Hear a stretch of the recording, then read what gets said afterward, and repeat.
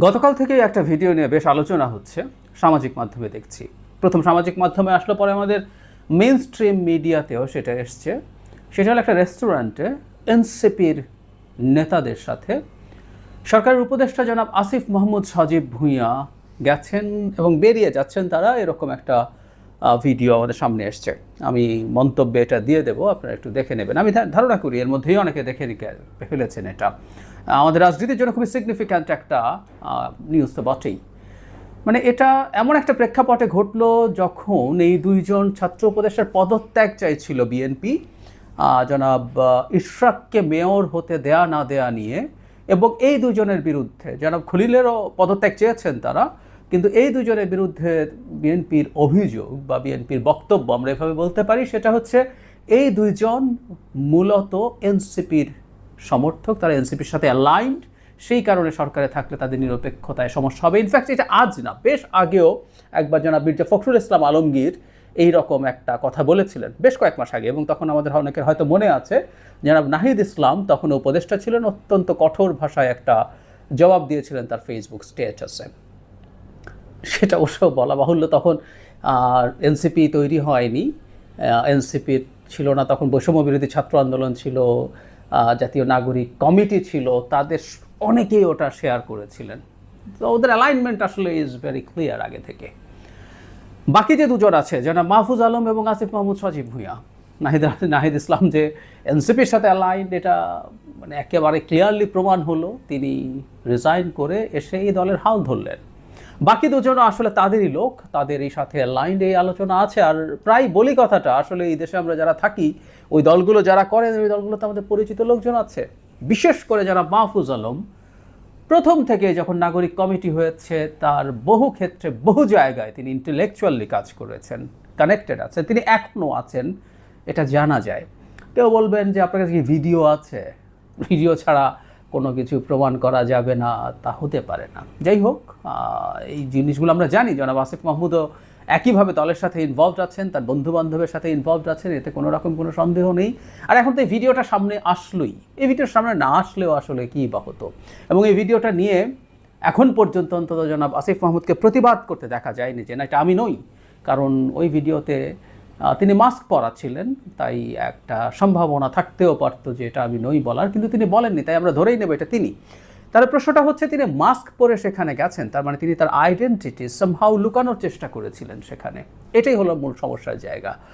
তিনি উপদেষ্টা, তার বন্ধুবান্ধবরা একটা দল করেছেন, সেই দলের মানুষজনের সাথে তিনি রেস্টুরেন্টে যেতে পারেন, কোথাও সামাজিক জায়গায় বসতে পারেন, আড্ডা দিতে পারেন, এগুলো খুব অভাবনীয় কিছু বলে আমি মনে করি না।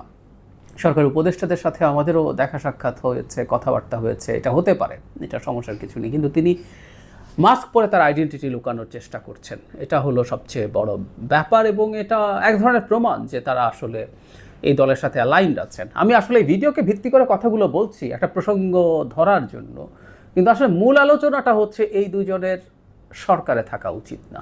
এটা তাদের দলের জন্যও ভালো হবে না, হচ্ছে না, এবং সরকারের জন্যও ভালো হচ্ছে না।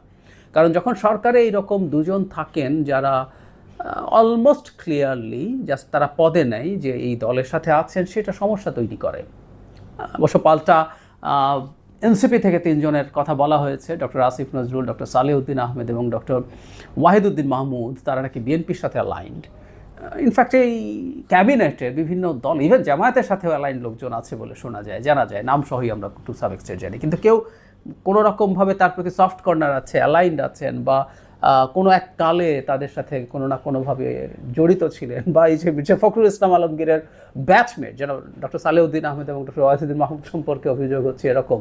সো এগুলো যদি সরিয়েও রাখি, এগুলো নিয়ে, এগুলো খুবই ভাষা আমরা ওগুলো নিয়ে আলাপ করতে না চাই, কিন্তু এই দুইজনের ব্যাপারটা একেবারেই খুবই স্পষ্ট, এবং এটা এই সরকারের ভবিষ্যতের কর্মপন্থায় সমস্যা তৈরি করবে। কারণ এই মুহূর্তে সরকারের উপর ডিস্ট্রাস্ট তৈরি হচ্ছে বিভিন্ন রাজনৈতিক দলের তো বটেই, সমাজের বিভিন্ন অংশের, যে এই সরকার কারোর প্রতি বায়াসড।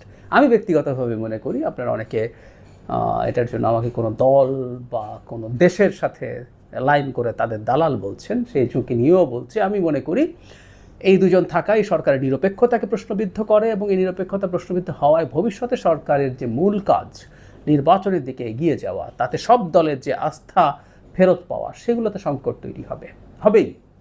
এই দুজন যদি নাহিদ ইসলামের মতো রিজাইন করে 7 দিনের মধ্যেই, 7 দিন হওয়ার আগে একটা দলের দায়িত্ব নিয়েছিলেন, তারা যদি সেরকম কিছু করেন, সেটা খুব বড় প্রশ্ন তৈরি করবে। কারণ তার আগ পর্যন্ত তারা এই সরকারে থেকেছেন, তাই এই প্রশ্নটা আসতেই পারে যেখানে কনফ্লিক্ট অফ ইন্টারেস্টের প্রশ্ন আছে। আমরা এই প্রশ্ন তখন করতেই পারবো, বা আমরা এখনও করি, যে এই দুজন বসে বসে কি তাহলে তাদের দলের জন্য কাজ করছেন? যেমন জনাব নাহিদ ইসলামকে নিয়ে আমরা একই প্রশ্ন করতে পারি। তিনি তো হঠাৎ করে না ফাইন মর্নিং সিদ্ধান্ত নিয়ে রিজাইন করেন নাই, স্বপ্নে দেখলেন আমার তো এনসিপিতে জয়েন করা দরকার, এর আগে উনি ভাবেনই নাই, তা তো হতে পারে না। তো উনি মনের মধ্যে অন্তরে এনসিপিকে লালন করে সরকারে থেকেছেন, তারপর তিনি এসে সেখানে জয়েন করেছেন। একই ঘটনা এই দুজনের ক্ষেত্রে ঘটারও প্রায় নিশ্চিত, আমরা জানি এটা। এখনও তারা ভালোভাবেই ইনভলভড আছেন। এগুলো প্রত্যেকটাই সংকট তৈরি করে। আর আমি প্রায় একটা কথা বলি, আমি এনসিপির অনেকের সাথেও যখন টকশোতে আছি, তারা এই অকাট যুক্তি তথ্য প্রমাণ খোঁজার চেষ্টা করেন। তাদেরকে একটা কথা বলার আছে, রাজনীতিতে পারসেপশন ম্যাটার করে, এটাও একটু খেয়াল রাখা দরকার আছে। তাদের এই থাকাটা ইটসেলফ যদি তাদের প্রতি পারসেপশন তৈরি করে যে তারা সরকারের মদতপুষ্ট একটা দল এবং সরকারের সাহায্য নিয়ে দল তৈরি করার চেষ্টা করছেন, এটা তাদের দলের ভবিষ্যৎকে ক্ষতিগ্রস্ত করবে বলে আমি মনে করি।